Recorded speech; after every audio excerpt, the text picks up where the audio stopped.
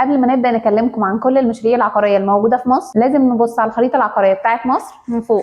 الخريطه العقاريه في مصر بتنقسم لثلاث حاجات. رقم واحد فيرست هوم، وده نوع من المشاريع اغلب العملاء بتروح له بناء على رغبتهم اما في السكن او المعيشه ليهم او لعيلتهم او للاستثمار فيها، سواء كان استثمار سريع او استثمار طويل المدى. المشاريع في مصر فيرست هوم متوزعه على كل المحافظات، مثلا في القاهره مشاريع شرق القاهره وغرب القاهره، وخارج القاهره مشاريع بتاعه المدن الجديده زي المنصوره الجديده، اسيوط الجديده، الاقصر الجديده، شرق بورسعيد. تاني حاجه في الخريطه سكند هوم، ودي مشاريع عقاريه موجوده في الاماكن الساحليه زي العين السخنه والجلاله والجونه العلمين والساحل. الاماكن دي بنروح لها في حالتين، لو عايزين نشتري عشان نسكن ونصيف او نستثمر ونأجر. رقم 3 في الخريطه العقاريه لمصر ممكن نحطها تحت مظله التجاري، ودي هينزل منها 3 حاجات: تجاري، اداري، طبي. بالنسبه للتجاري بيكون عباره عن محلات ممكن تشتريها عشان تأجرها او عشان تشغل فيها نشاط معين. اما الاداري هو عباره عن ان انت تشتري مكتب اداري تفتح فيه شركتك او تأجره لحد عنده شركه. رقم 3 واخيرا الطبي، ده فيه حاجتين: لو انت دكتور وعندك خلفيه طبيه ممكن تروح تشتري عياده او مركز اشعه او مركز تحاليل وتشغلهم انت، او تشتريهم وتأجرهم لغيرك يشغلهم كاستثمار.